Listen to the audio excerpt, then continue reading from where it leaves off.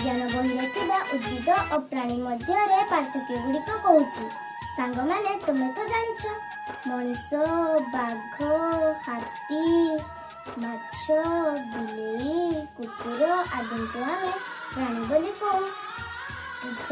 सेभली सब प्रकार गछलता जेपरी आंब गछ पिजुली गछ निंब गछ पणस गछ बोईतालु लता एसबू ହେଉଛି उद्भिद। ଏହି ସବୁ ପ୍ରାଣୀ ଓ ଉଦ୍ଭିଦ ମାନଙ୍କ ମଧ୍ୟରେ କେତେ ସବୁ ପାର୍ଥକ୍ୟ ଅଛି ସେଗୁଡ଼ିକ ହେଉଛି ପ୍ରଥମରେ ପ୍ରାଣୀ ମାନଙ୍କର ଚଳନ ଶକ୍ତି ଅଛି ମାତ୍ର ଉଦ୍ଭିଦ ମାନଙ୍କର ଚଳନ ଶକ୍ତି ନାହିଁ। ଯେପରିକି କୁକୁର କିମ୍ବା ବିଲେଇଟିଏ ଗୋଟିଏ ସ୍ଥାନରୁ ଆଉ ଗୋଟିଏ ସ୍ଥାନକୁ ଚାଲିଯାଏ ମାତ୍ର ଗଛଟିଏ ଗୋଟିଏ ସ୍ଥାନରୁ ସବୁଦିନ ରହିଥାଏ ସେ କୌଣସି ସ୍ଥାନକୁ ଚାଲିଯାଏ ନାହିଁ। ତମେ କୁରାଢ଼ୀଟିଏ ନେଇ ଯଦି ଗଛ ପାଖକୁ ଯିବ ଗଛ କ'ଣ ଦୌଡ଼ି ପଳାଇବ? ଦ୍ୱିତୀୟରେ ପ୍ରାଣୀମାନେ ନିଜ ଖାଦ୍ୟ ନିଜେ ପ୍ରସ୍ତୁତ କରିପାରନ୍ତି ନାହିଁ ମାତ୍ର ଉଦ୍ଭିଦ ମାନେ ନିଜ ଖାଦ୍ୟ ନିଜେ ପ୍ରସ୍ତୁତ କରନ୍ତି।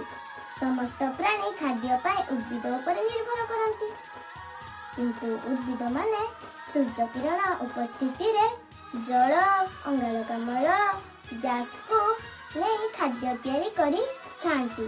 ତୃତୀୟରେ ପ୍ରାଣୀମାନଙ୍କ ଶରୀରରେ ହାଡ଼ ମାଂସ ରକ୍ତ ଆଦିରେ ଗଢ଼ା ମାତ୍ର ଉଦ୍ଭିଦ ମାନଙ୍କ ଶରୀରର ଡାଳ ପତ୍ର କାଠ ଆଦିରେ ଗଢ଼ା। ଚତୁର୍ଥରେ ପ୍ରାଣୀମାନଙ୍କୁ ମଝିରୁ ଫାଳ କରିଦେଲେ ଉଭୟ ପାଖ ସମାନ ହୋଇଥାଏ ମାତ୍ର ଉଦ୍ଭିଦ ମାନଙ୍କୁ ମଝିରୁ ଫାଳ କରିଦେଲେ ଉଭୟ ପାଖ ସମାନ ହୁଏ ନାହିଁ। ହଁ ସାଙ୍ଗମାନେ ମୁଁ ତ ପ୍ରାଣୀ ଓ ଉଦ୍ଭିଦ ମଧ୍ୟରେ ଥିବା ପାର୍ଥକ୍ୟ ଗୁଡ଼ିକ ତ କହିଲି। ଆମେ ସମସ୍ତେ ଏସବୁ ମନେ ରଖିବା ଓ ଲେଖା ଅଭ୍ୟାସ କରିବା। ନମସ୍କାର।